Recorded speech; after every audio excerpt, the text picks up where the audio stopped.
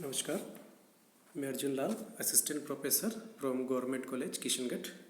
आज हम स्वीकृति के बारे में अध्ययन करेंगे कि स्वीकृति का अर्थ और उसकी परिभाषा और स्वीकृति के संबंध में जो वैधानिक नियम से दिए गए उनके बारे में डिटेल से आज की क्लास में अध्ययन करेंगे। तो बात करते हैं सबसे पहले एक्सेप्टेंस यानी कि स्वीकृति। किसी भी वेद अनुबंध के निर्माण के लिए यह अत्यंत आवश्यक हो जाता है कि एक पक्षकार यानी कि प्रस्ताव द्वारा प्रस्ताव किया जाए जिसकी स्वीकृति दूसरा पक्षकार अर्थात वचन ग्रहीता दे। तो प्रस्ताव की स्वीकृति ठहराव का निर्माण करने के लिए और पक्षकार को वैधानिक रूप से उत्तरदायी बनाने के लिए आवश्यक है, क्योंकि बिना स्वीकृति अथवा सहमति के ठहराव या अनुबंध का निर्माण नहीं हो सकता। इसके सिंपल अर्थ स्वीकृति के बारे में बात करते हैं तो स्वीकृति से आशय प्रस्ताव की शर्त रहित स्वीकृति से है। स्वीकृति से आशय प्रस्ताव की शर्त रहित स्वीकृति से, अर्थात इसमें किसी प्रकार की कोई शर्त नहीं लगाई जाती है। इस प्रकार जब वह व्यक्ति जिसके समक्ष प्रस्ताव किया गया है प्रस्ताव पर अपनी सहमति प्रदान कर देता है तो प्रस्ताव स्वीकृत किया हुआ माना जाता है। स्वीकार किया हुआ प्रस्ताव वचन या ठहराव कहलाता है। अब इसकी स्वीकृति की जो परिभाषा है उसके बारे में बात करते हैं। डेफिनेशंस। भारतीय अनुबंध अधिनियम की धारा 2B के अनुसार बताया गया है कि जब वह व्यक्ति जिसके समक्ष प्रस्ताव रखा गया है वह अपनी सहमति प्रकट कर देता है तो कहेंगे कि प्रस्ताव स्वीकार कर लिया गया। तो इस प्रकार यह प्रस्ताव स्वीकार किया हुआ उस समय माना जाएगा जबकि दूसरे पक्षकार द्वारा उसकी स्वीकृति कर दी गई हो। फॉर एग्जाम्पल, रेखा सुनीता को अपना ब्यूटी पार्लर 2 लाख रुपए में बेचने का प्रस्ताव करती है। सुनीता इस प्रस्ताव को स्वीकार कर ले तो सुनीता की इस सहमति को ही स्वीकृति कहा जाएगा।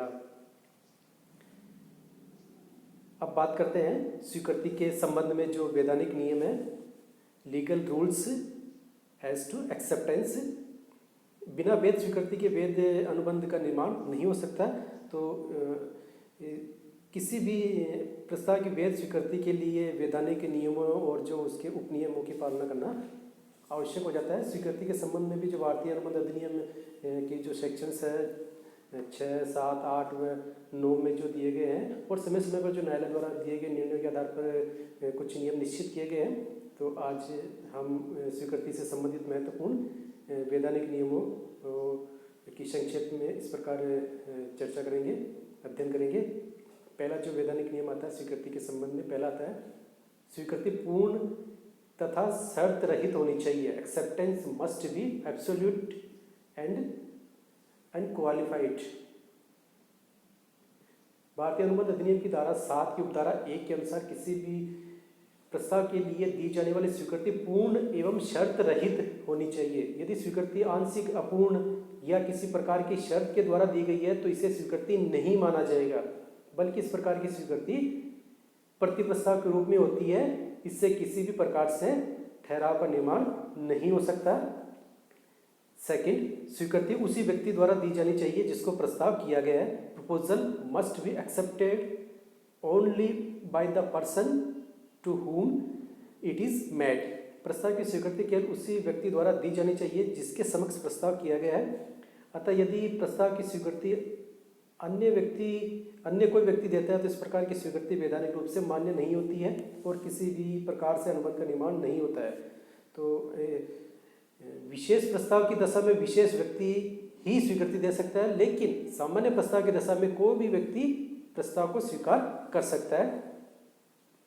नेक्स्ट, तीसरा बिंदु, प्रस्ताव की स्वीकृति में प्रस्ताव की शर्तों की स्वीकृति भी शामिल है। Acceptance of proposal includes acceptance of its condition also. जिस प्रकार से प्रस्ताव की स्वीकृति प्रदान की है तो यह सामान्य रूप से माना जाता है कि स्वीकर्ता ने प्रस्ताव के साथ जुड़ी हुई सभी शर्तें स्वीकार कर ली है। स्वीकृति निर्धारित ढंग से होनी चाहिए। नेक्स्ट पॉइंट, सामान्यतः स्वीकृति नियम एवं उचित ढंग से ही दी जानी चाहिए, लेकिन यदि प्रस्ताव द्वारा उसकी स्वीकृति का कोई ढंग निश्चित नहीं किया गया है तो स्वीकृति उसी ढंग या आधार पर होनी चाहिए, विशेषकर जब वह ढंग से स्वीकृति देने पर विशेष बल देता है। नेक्स्ट पॉइंट, 5वां, निश्चित विधि के अभाव में प्रचलित एवं उचित विधि से स्वीकृति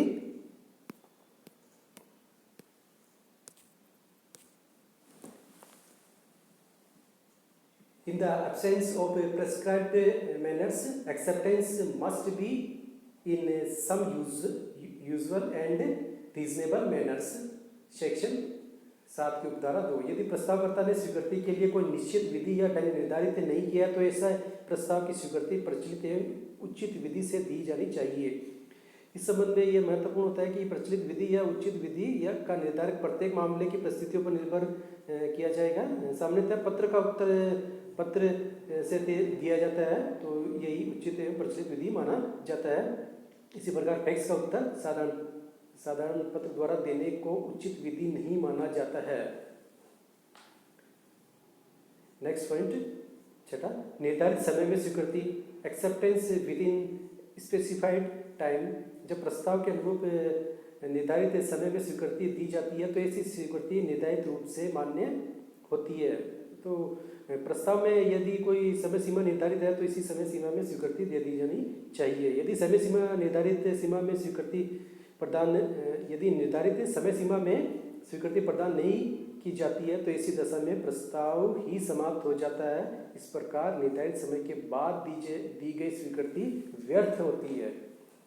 नेक्स्ट पॉइंट 7वां, निश्चित समय के अभाव में उचित समय में स्वीकृति होनी चाहिए।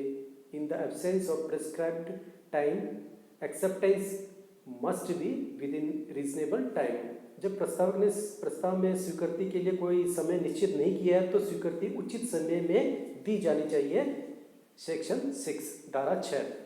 यह उचित समय क्या हो यह प्रत्येक मामले की परिस्थितियों पर निर्भर करता है। जैसे ऐसी वस्तुओं के क्रय का प्रस्ताव जो शीघ्र नष्ट होने वाली हो तो उनके लिए स्वीकृति का उचित समय बहुत ही कम होता है, कम होगा। इसके विपरीत जो स्थायी संपत्तियों के मामले में स्वीकृति का उचित समय अपेक्षाकृत अधिक अवधि का हो सकता है।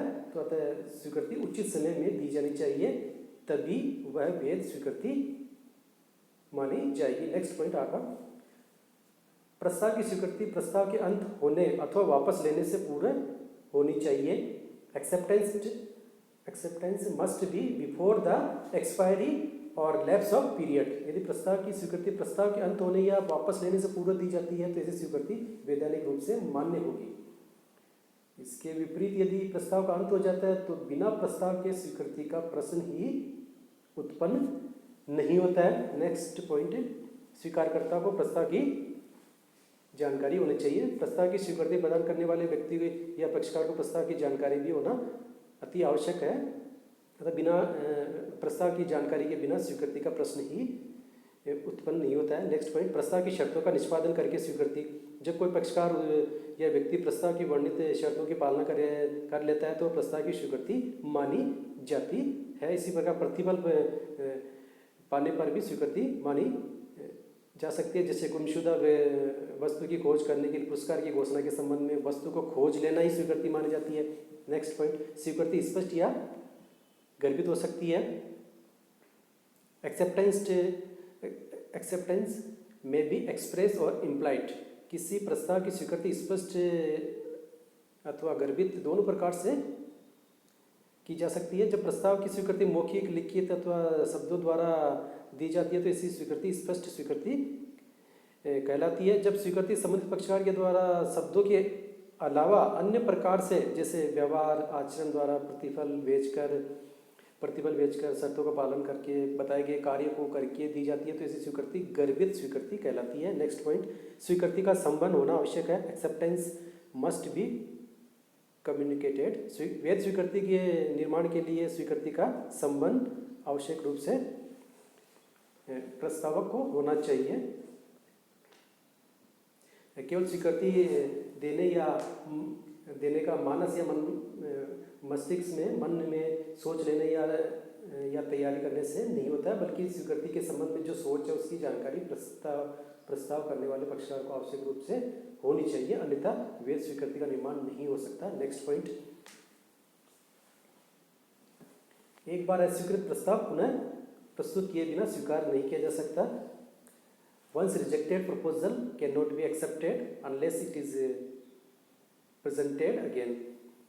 यदि किसी प्रस्ताव को एक बार अस्वीकृत कर दिया जाता है तो बाद में यदि उसकी स्वीकृति दे दी जाती है तो ऐसी स्वीकृति वैधानिक रूप से मान्य नहीं होती है। नेक्स्ट पॉइंट, मौन रहना स्वीकृति नहीं है। किसी भी प्रस्ताव के माध्यम से स्वीकृति की विधि को अवश्य निश्चित किया जा सकता है, लेकिन प्रस्ताव के प्राप्त होने पर सुनकर या जानकर या केवल मौन रह जाना या कुछ नहीं बोलता है तो यह स्वीकृति का लक्षण नहीं है। नेक्स्ट पॉइंट, प्रति प्रस्ताव स्वीकृति नहीं है। Counter proposal is not an acceptance. यदि कोई व्यक्ति प्रस्ताव को उसी रूप में स्वीकार नहीं करता है जिस रूप में उसके समक्ष प्रस्ताव रखा गया है, बल्कि उस प्रस्ताव में कुछ परिवर्तन के साथ स्वीकार करता है अथवा अपनी ओर से कोई प्रस्ताव रख देता है तो यह स्वीकृति नहीं होगी, बल्कि प्रति प्रस्ताव कहलाएगा। नेक्स्ट पॉइंट है, औपचारिक अनुबंध की शर्त पर वैध स्वीकृति नहीं। Acceptance subject to formal contract is not valid. यदि प्रस्ताव को स्वीकार करने वाले पक्षकार प्रस्ताव को स्वीकार करते समय शर्त लगा दे कि औपचारिक अनुबंध बाद में किया जाएगा अथवा कानूनी सलाहकार से सलाह करके अनुबंध किया जाए तो इस प्रकार की स्वीकृति वैध नहीं होती है। नेक्स्ट पॉइंट, स्वीकृति अधिकृत पक्षकार द्वारा ही दी जानी चाहिए। वैध स्वीकृति के निर्माण के लिए भी आवश्यक है कि स्वीकृति या तो स्वयं स्वीकर्ता दे या उसके द्वारा अधिकृत व्यक्ति के द्वारा दी जानी चाहिए, अन्यथा वह वैधानिक रूप से मान्य नहीं होगी। नेक्स्ट पॉइंट होता है एजेंट के माध्यम से स्वीकृति, एक्सेप्टेंस बाय एजेंट। यदि प्रस्ताव किसी प्रतिनिधि अथवा एजेंट के माध्यम से प्रस्तुत किया गया तो स्वीकृति की सूचना प्रतिनिधि अथवा एजेंट को दी जा सकती है। ऐसी दशा में दी गई स्वीकृति वैधानिक रूप से मान्य होगी। नेक्स्ट पॉइंट, स्थापन प्रस्ताव स्वीकृति नहीं बन सकता। जब एक पक्षकार किसी दूसरे पक्षकार के समक्ष किसी कार्य को करने के संबंध में प्रस्ताव करता है तो दूसरा पक्षकार उस प्रस्ताव कुछ परिवर्तन के साथ स्वीकार कर लेता है तो ऐसी स्वीकृति को वैध स्वीकृति नहीं माना जाता है। इस परिवर्तित प्रस्ताव को स्थापन प्रस्ताव कहते हैं। नेक्स्ट पॉइंट, सामान्य प्रस्ताव की स्वीकृति कोई भी पक्षकार या व्यक्ति दे सकता है। यदि कोई व्यक्ति या संस्था सामान्य प्रस्ताव करते हैं तो इस प्रकार के सामान्य प्रस्ताव की स्वीकृति कोई भी व्यक्ति प्रस्ताव की शर्तों का पालन करके स्वीकृति दे सकता है। लास्ट पॉइंट, वचन को पूरा करने के उद्देश्य से स्वीकृति। भारतीय अनुबंध अधिनियम के अनुसार वैध स्वीकृति निर्माण के लिए आवश्यक है कि वह स्वीकृति वचन को पूरा करने के उद्देश्य से दे दी जाए। यदि स्वीकृति का उद्देश्य वचन को पूरा करने का नहीं है तो इसे वैधानिक स्वीकृति नहीं माना जाएगा। यह केवल कपट या धोखा है। तो आज की क्लास में इतना ही। नेक्स्ट क्लास में अपन नेक्स्ट टॉपिक के बारे में चर्चा करेंगे। Thank you.